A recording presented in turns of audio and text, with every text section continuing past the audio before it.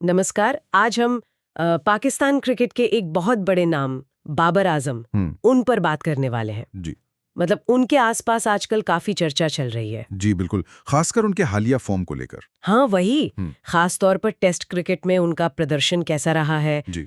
इस पर काफी कुछ कहा जा रहा है। हम्म। तो हमारे पास एक लेख है जिसमें काफी गहराई से चीजों को देखा गया है। जी जैसे लाहौर में अभी जो साउथ अफ्रीका के खिलाफ टेस्ट हुआ, जी जी। उसमें वो कैसे आउट हुए, उनका फॉर्म ओवरऑल कैसा चल रहा है, फिर लोगों का रिएक्शन क्या है, ये सब। अच्छा विश्लेषण है उसमें। हाँ, तो इसी विश्लेषण में उतरते हैं और कोशिश करते हैं समझने की कि बाबर के साथ क्या हो रहा है, रन क्यों नहीं बन रहे, जो आलोचना हो रही है वो कितनी सही है, आंकड़े क्या कहते हैं, और इसका उनके करियर पर क्या असर पड़ सकता है आगे। बिल्कुल, चलिए देखते हैं।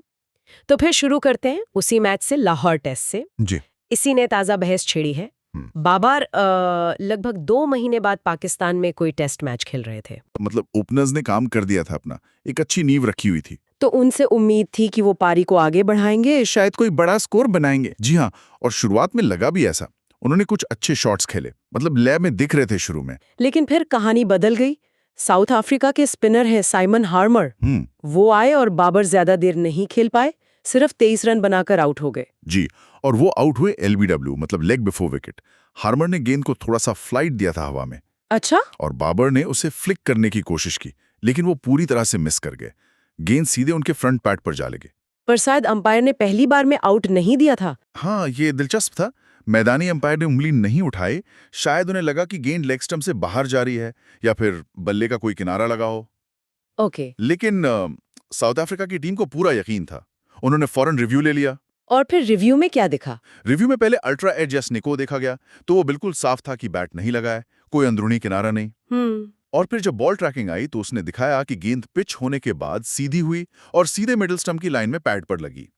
तो मैदानी अंपायर को अपना फैसला बदलना पड़ा। ओहो, तो बाबर के लिए तो बड़ा झटका रहा होगा। जी, और लेख में भी यही लिखा है कि वो इस फैसले से काफी हैरान और निराश दिखे। मतलब वो क्रीज पर थोड़ी देर रुके रहे, यकीन नहीं कर पा रहे थे शायद। हाँ, वो निराशा दिख रही थी उनके चेहरे पर। जी, ये सिर्फ एक विकेट गिरना नहीं था, ये शायद उस दबाव को भी दिखाता है जिससे वो आजकल गुजर रहे हैं।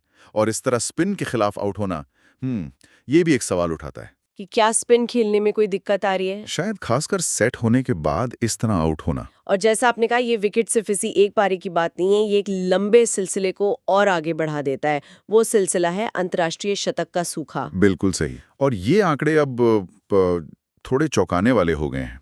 इस पारी को अगर मिला लें तो अंतर्राष्ट्रीय क्रिकेट में, मतलब तीनों फॉर्मेट मिला के कुल 73 पारियां हो चुकी हैं जिनमें बाबर आजम ने सेंचुरी नहीं बनाई है। 73 पारियां? जी, उनका आखिरी इंटरनेशनल शतक जो था वो एशिया कप 2023 में आया था, वो भी नेपाल के खिलाफ मुल्तान में। हाँ, वो याद है। उसके बाद से आप देखिए, वर्ल्ड कप निकल गया, ऑस्ट्रेलिया का टूर हुआ, न्यूजीलैंड सीरीज हुई, और अब ये घरेलू सीरीज, शतक नहीं आया है। 73 पारियां बिना शतक के, ये किसी भी टॉप ऑर्डर बल्लेबाज के लिए बहुत लंबा टाइम होता है।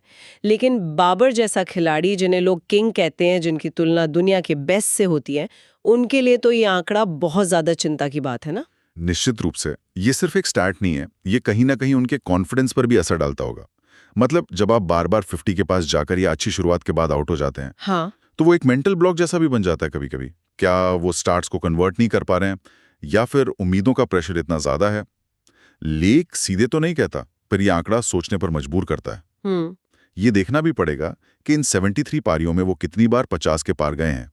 अगर बार बार 50 बनाकर आउट हो रहे हैं तो वो एक पैटर्न है। और जाहिर सी बात है, जब इतने बड़े खिलाड़ी का बल्ला नहीं चलता तो फिर फैंस की तरफ से रिएक्शन भी आता है। सोशल मीडिया पर तो आजकल सब खुलकर बोलते हैं। हाँ बिल्कुल। लेख में कुछ ट्वीट्स का जिक्र भी है। जी। जैसे एक ट्विटर यूजर है @मसनफ, उन्होंने लिखा कि जैसे ही बाबर आउट हुए, लाहौर के गद्दाफी स्टेडियम में जो दर्शक बैठे थे वो निराश होकर बाहर जाने लगे। ओहो। उन्होंने कहा कि फैंस के लिए ये एक और दिल तोड़ने वाला मोमेंट था, और साथ में शायद कोई वीडियो भी लगाया था जिसमें लोग बाहर जा रहे थे। ये दिखाता है कि बाबर की विकेट का इम्पैक्ट कितना गहरा होता है। मतलब वो सिर्फ एक प्लेयर नहीं है, वो टीम की उम्मीदों का सेंटर पॉइंट है। उनका जल्दी आउट होना सिर्फ स्कोर पर नहीं, फैंस के मूड पर भी असर डालता है। सही बात है। और ये उम्मीदों का बोझ भी दिखाता है जो उन पर है, बहुत ज्यादा। फिर एक और यूजर है @diablokills। उन्होंने तो थोड़ी तीखी तुलना कर दी। अच्छा। उन्होंने मजाक में लिखा या शायद आलोचना में हाँ। कि 105 डिग्री बुखार में अगर मिचेल मार्श नशे में भी हो तो वो प्राइम बाबर आजम से 1000 गुना बेहतर है। अरे बाप रे, ये तो कुछ ज्यादा हो गया। हाँ, मतलब अतिशयोक्ति है, लेकिन भावना साफ है कि वो कितने निराश है। देखिए, सोशल मीडिया पर ऐसी बातें आम हैं। क्रिकेट में जुनून बहुत है तो रिएक्शंस भी एक्सट्रीम होते हैं। तुलना शायद ठीक नहीं है, लेकिन ये फैंस की फ्रस्ट्रेशन दिखाता है। जब उम्मीदें बहुत ज्यादा हों तो गिरावट भी ज्यादा चुभती है। इसी यूजर ने एक और ट्वीट किया और उसमें सीधा सवाल पूछा कि क्या बाबर आजम टेस्ट क्रिकेट जैसे खूबसूरत फॉर्मेट को खेलने वाले सबसे खराब खिलाड़ी हैं? नहीं, ये तो बहुत ही अन्यायपूर्ण बयान है। हाँ, बहुत कठोर है। बिल्कुल, तथ्यों से ज्यादा ये भावना और निराशा से निकला हुआ कमेंट लगता है। बाबर का टेस्ट रिकॉर्ड भले ही हाल में अच्छा ना रहा हो, पर उन्हें सबसे खराब तो बिल्कुल नहीं कह सकते।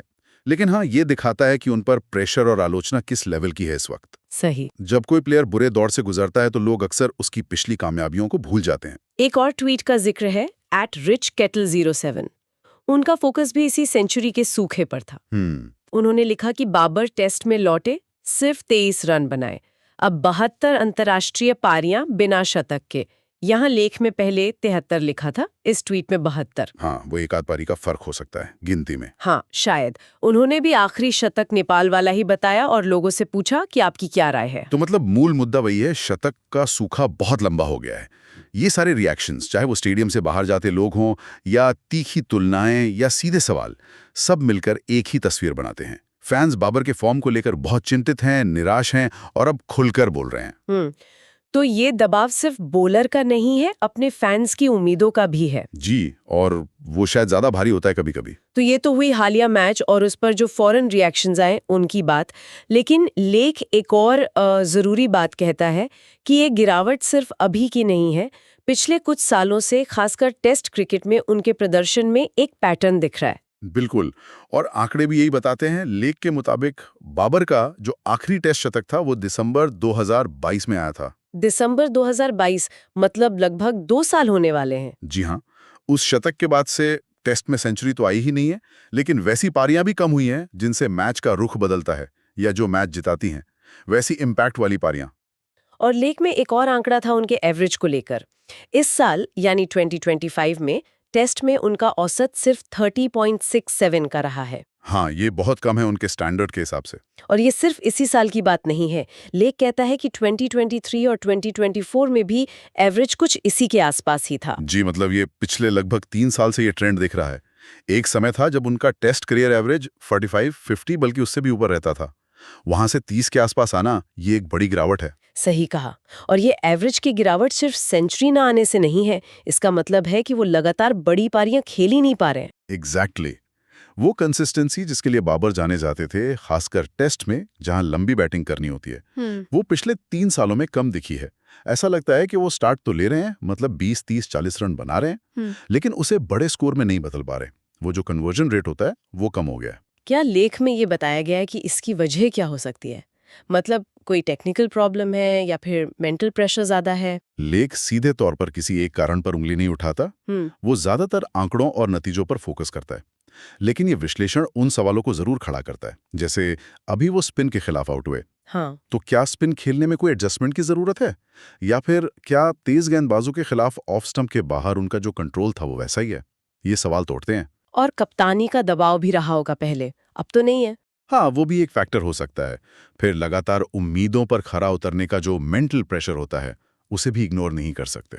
हो सकता है ये कई चीजों का मिला-जुला असर हो।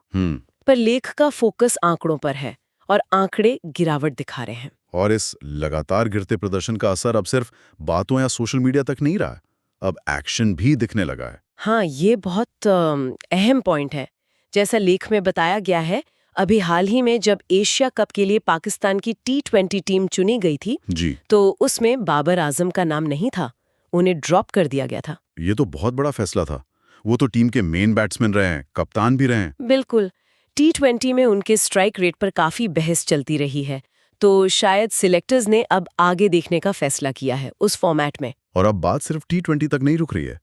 टेस्ट क्रिकेट, जो हमेशा से बाबर का फोर्ट माना जाता था, उनका गढ़, अब वहां भी उनकी जगह पर सवाल उठ रहे हैं। जी, यही सबसे चिंताजनक बात है। लेख में कुछ अंदरूनी सूत्रों या रिपोर्ट्स का हवाला देकर ये इशारा किया गया है कि अगर बाबर के टेस्ट फॉर्म में जल्दी सुधार नहीं आता है तो सिलेक्टर्स उन्हें टेस्ट टीम से भी बाहर बिठाने जैसा मुश्किल फैसला ले सकते हैं। टेस्ट टीम से बाहर बाबर आजम, ये तो मतलब कुछ टाइम पहले तक कोई सोच भी नहीं सकता था। बिल्कुल, ये वाकई में एक चौंकाने वाली स्थिति है। बाबर आजम, जिन्हें कभी फैब 4 में गिना जाता था, जिन्हें पाकिस्तान बैटिंग का भविष्य कहा जाता था, आज उनकी टेस्ट टीम में जगह भी पक्की नहीं लग रही है। ये दिखाता है कि प्रोफेशनल क्रिकेट कितना टफ हो सकता है। जी, बहुत निर्मम। आपका नाम, आपकी पिछली रेपुटेशन आपको एक लिमिट तक ही बचा सकती हैं। आखिर में तो परफॉर्मेंस ही बोलती है। और सेलेक्टर्स पर भी दबाव होता है टीम के भले के लिए फैसले लेने का। हाँ, अगर टीम का सबसे सीनियर बैट्समैन रन नहीं बनाएगा तो पूरी बैटिंग पे प्रेशर आता है। बिल्कुल। तो ये स्थिति बाबर के लिए वाकई एक बहुत बड़ी चुनौती है। तो अगर हम इस पूरी बातचीत को समेटें, बाबर आजम लाहौर टेस्ट में फिर फेल हुए अच्छी शुरुआत के बाद। जी। इंटरनेशनल क्रिकेट में सेंचुरी का सूखा अब 73 पारियों का हो गया है। फैन सोशल मीडिया पे बहुत निराश हैं, आलोचना कर रहे हैं, काफी मुखर है। पिछले 3 सालों से, खासकर 2022 के आखिर से टेस्ट में उनका फॉर्म गिरा है। एवरेज नीचे आया है, बड़ी पारियां नहीं आई हैं। सही। और नतीजा ये कि T20 टीम से बाहर होने के बाद अब टेस्ट टीम में भी उनकी जगह खतरे में बताई जा रही है। ये सब मिलके एक बहुत मुश्किल तस्वीर बनाते हैं बाबर के लिए। एक खिलाड़ी जो अपनी क्लास और टैलेंट के लिए जाना जाता है, वो इस समय शायद अपने करियर के सबसे मुश्किल दौर से गुजर रहा है। उन पर अब सिर्फ रन बनाने का नहीं, बल्कि अपनी जगह बचाने का भी प्रेशर आ गया है। हर अगली पारी उनके लिए बहुत क्रिटिकल होती जा रही है। अब देखना होगा कि वो इस प्रेशर को कैसे हैंडल करते हैं। क्या वो वापसी कर पाते हैं? जी, यही सवाल है। क्रिकेट में महान खिलाड़ी अक्सर ऐसे मुश्किल दौर से गुजरते हैं और फिर और मजबूत होकर लौटते हैं। उम्मीद करते हैं बाबर भी रास्ता खोज लेंगे। यहाँ एक सवाल सोचने के लिए रह जाता है कि बाबर आजम, जिन्हें अपनी पीढ़ी के बेस्ट टैलेंट्स में गिना जाता था, उनके इस लंबे खराब दौर की असली वजह क्या है? क्या ये सिर्फ फॉर्म की बात है जो हर खिलाड़ी के साथ होता है, या कोई गहरी तकनीकी दिक्कत है जिसे ठीक करना होगा, या फिर ये मेंटल फटीग, उम्मीदों का बोझ, क्या है ये? ये $1 मिलियन सवाल है। और सबसे बड़ा सवाल, क्या उनके पास अपनी पुरानी फॉर्म, वो पुराना दबदबा वापस पाने का कोई प्लान है? क्या वो कुछ बदल रहे हैं? इन सवालों का जवाब तो खैर वक्त ही देगा। जी बिल्कुल। लेकिन ये मुद्दा पाकिस्तानी क्रिकेट और दुनिया भर के क्रिकेट फैंस के लिए जरूर नजर रखने वाला बना रहेगा।